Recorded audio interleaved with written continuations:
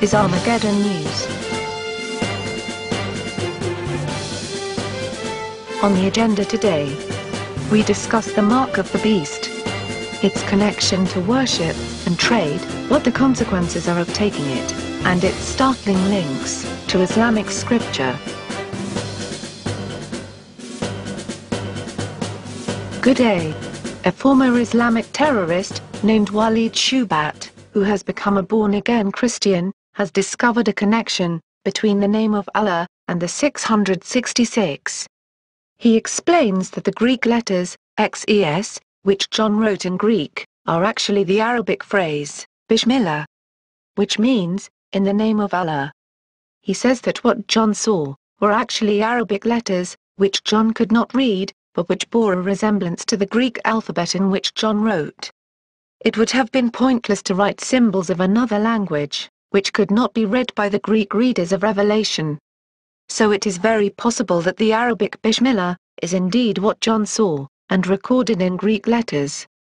The first symbol of 666 are the Muslim crossed swords, the X character, a symbol of Islam and jihad, which are often used by Muslims on flags and military symbols. Notice the handles on the swords.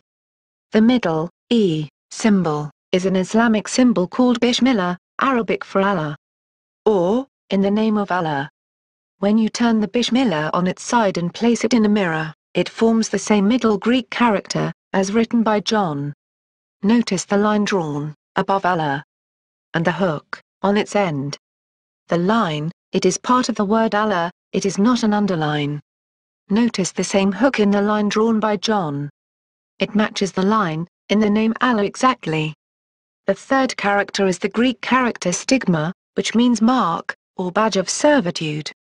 The Greek XES or 666, has been noted not just in the Bismillah, but also in the Shahada, which is the Islamic confession of faith, which is what the Quran states, will be written on the badge of servitude, on the Day of Judgment. The XES has also been noted on an Islamic Chechen flag, which bears the crossed swords and the name Allahu Akbar, meaning God is greater. This flag bears a striking resemblance to the Greek XES, as written by John, even bearing the line, above the letter E, in the name, Allah. It has also been noted that in the Arabic calligraphy form, the name, Allahu Akbar, contains 3 sixes, which can be clearly seen. During Salah, Muslim prayers, the name, Allahu Akbar, is repeated constantly and is recited, exactly 111 times per day, for 6 days, which equals 666. And during Friday prayer, Muslims recite, Allahu Akbar, only 98 times. Therefore a direct connection between the name, Allahu Akbar and the number 666 can be perceived. The Bible speaks about taking the mark, on the forehead or right hand. It has been pointed out, that Muslims are already wearing marks, on their foreheads and arms, as Islamic banners of protest, and jihad. So Muslims have already been conditioned to take the mark, as a symbol of their belief. The Greek word charagma, used for mark, means a stamp, an imprinted mark.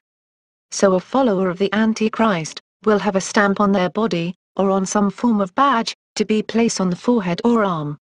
In John's time, the use for charagma was reserved for slaves and what was called a badge of servitude. So, it's a badge that declares slavery and ownership by the master. And his followers use it to demonstrate allegiance to this master. This would fit Islam, since according to Islamic theology, Muslims are slaves of Allah, and Islam is the religion of submission. Take a look at the many different Islamic headbands, which have been created for a Muslim to wear, as a sign of their faith. There is a very interesting headband, which actually has the XES written on it, with crossed swords. They call it the Shahid headband. Amazingly, the Strong's Hebrew Dictionary tells us exactly what the name Allah really means. The name Allah is actually the Hebrew word for curse or oath. Strong's Dictionary says it's an imprecation, curse, cursing, execration, oath, or swearing. So, Allah is actually the word for a curse. And amazingly, it was the serpent in the Garden of Eden, which became the first being to be cursed by God. Therefore a connection between the serpent, being cursed, and Allah, which means a curse, is very surprising. It would appear that by wearing the name Allah, you are in point of fact, wearing a curse. Which would explain why the name Allah is in the shape of the cursed serpent. In the Bible, Revelation 12:9 describes Satan as the great dragon, that old serpent, called the devil, and Satan. Then the book of Revelation goes on to speak about the great dragon Satan, giving his throne to the Antichrist, and a group of people worshipping the dragon, which has given them this Antichrist king. Revelation 13:4. And they worshipped the dragon which gave power unto the beast, and they worshipped the beast, saying, Who is like unto the beast? Who is able to make war with him? What people would knowingly worship the dragon Satan? The answer is none. These people have no idea they are actually worshipping Satan. But they are shouting his praises in the streets, because the dragon has given them a king. What type of people would actually stand in the street, praising their God for giving them an empire and strong king, that no one dare make war against? How do Muslims praise their God? By shouting Allahu Akbar. This is how they worship the dragon Satan. By shouting Allah is great. The Bible doesn't just call Satan the dragon but, the great dragon. The great is actually part of the name of Allah. But in the Bible the great is part of the name for the dragon. Even the whore of Babylon who rides the beast, has a name written on her head. Mystery Babylon, the Great. A city that thinks she is great. The word for great is Akbar, and is indeed a boast, which only the Muslims cry out. The other meaning of the Hebrew word Allah, or curse, is an oath. A binding oath. As we'll discover later, a binding oath is exactly what Allah requires from his followers. In the Garden of Eden, while speaking to the serpent, God gave us a very profound prophecy concerning the end days. Genesis 3:15 says, I will make you and the woman hate each other. Her offspring and yours will always be enemies. Her offspring will crush your head, and you will bite her offspring's heel. God spoke of hatred between the serpent Satan and the woman Israel. Then he speaks about two seeds. The seed of the woman, and the seed of the serpent. The seed of the woman, whose heel was bitten by the serpent, was the promised Messiah, Jesus Christ, which was crucified having nails driven through his feet, which left him with 2 puncture marks, as if he had been bitten by a serpent. But who is the seed of the serpent? I believe it is speaking about the promised son of the serpent, a false Messiah. To find out who these two opposing races are, we don't have to look very far. We know that the woman is Israel, which gave birth to the Messiah. We only need now look for the race of people, which according to this verse hates Israel, like the serpent does. This race is none other than the Muslims. But wait, God is describing that a seed will come from the serpents. This seed of the serpent is describing the Antichrist, which will come from the people, which Satan has chosen, because of their hatred for Israel. Just like Jesus was the promised seed of the woman, Israel. So Islam is also waiting for Allah to send them a promised Messiah, called the Imam Mahdi, Islam's 12th Imam. This Mahdi is the seed of the serpent, Allah. And this Mahdi will become the Caliph and King of Islam, uniting all the divided Islamic lands, which were given a deadly head wound when the Caliph of the Ottoman Empire was dissolved, causing their empire to break up. This Caliph will unite the Islamic lands, which the Bible describes as the head wound being healed, when the dragon gives him his power and seat, and great authority. And all the Islamic world will wander after the beast. He will also be the one to wage war against Jesus Christ in the Battle of Armageddon. A startling connection between the mark of the beast and Islamic belief about the last days has been discovered. Amazingly, and in keeping perfectly with what the Bible predicted so long ago, regarding the beast and his mark, the badge of servitude, is in fact an Islamic commandment from Muhammad himself, who said, Allah will save a man from my nation, above all creation on Judgment Day. In front of him will be laid 99 registers, for his sins. Every register is as long as the eye can see. Then he is asked, do you deny any of these? Then he says, no, O Lord. Then he is asked, do you have any excuse? He responds, no Lord. Then he is told, you have but one good deed, and there will be no condemnation for you today. A badge is brought forth. Scrolled across it are the words, no God but Allah, and Muhammad is his messenger. Then he asked to bring forth his deeds. He asks, O Lord, what is this badge that is with these registers? He is told, you will receive no condemnation. The deeds are put on one hand, and the badge in the other. Then the registers will float, and the badge will outweigh the registers. Tirmidhi 26:39.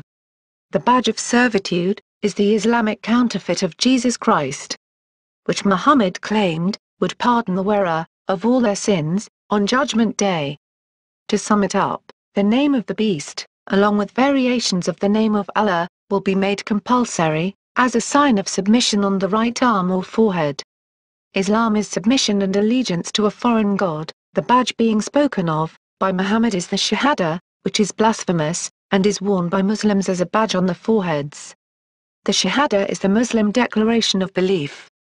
It states, there is no God but Allah, and Muhammad is the messenger of Allah. If this Shahada is part of the mark of the beast, those who take it will be forever denying Jesus as the Son of God, and sealing themselves to Islam, which is the only religion which actually denies Jesus was the Son of God in its scriptures. The Bible mentions this as one of the prerequisites of the Antichrist and his followers, that he will deny Jesus as the Son of God. 1 John 2:22 says, who is the liar, but he who denies that Jesus is the Christ? He is the Antichrist, who denies the Father and the Son. Denying that Jesus is the Son of Father God is a Muslim belief. They state it is blasphemous that God could have had a son. So wearing any mark or badge of Islam would be to officially deny Jesus Christ, the only hope of salvation. These things meet the biblical requirements for the mark of the beast. Even the part of the Bible that predicted the beast will mark the foreheads is in the Quran and the Hadith. Al-Ard, literally the beast of the earth, is an Islamic version of the account of the beast of the earth, in Revelation 13:11. But unlike the Bible, in which the beast is evil, the Quran gives him a holy mission to revive Islam and mark the foreheads of all true Muslim believers. According to Islamic tradition, the beast emerges in the last days. The Quran states, and when the word is fulfilled concerning them, we shall bring forth a beast of the earth to speak unto them. Because mankind had not faith in our revelations, Quran 27:82. The Prophet of Islam declared, the first signs that will come is the rising of the sun, from the place of his setting, and emergence of the beast, upon the people. Whichever of these two occurs before the other, then the other is right behind it.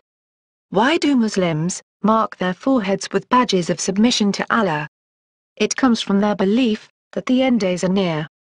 Their Quran states, the task of the beast will be to distinguish the believers from the non-believers. With Prophet Moses' staff, the beast will draw a line on the forehead of every Muslim believer, whereby his face will become bright and luminous, and with a ring of Solomon. It will seal the nose of every non-believer, whereby his whole face will become black. Thus there will be complete distinction between the Muslim and non-Muslim, so that if many parties sit at a dinner table, the Muslim and non-Muslim will be distinguished. Please see Part 2, which links the worship of the beast to the Islamic Pledge of Allegiance.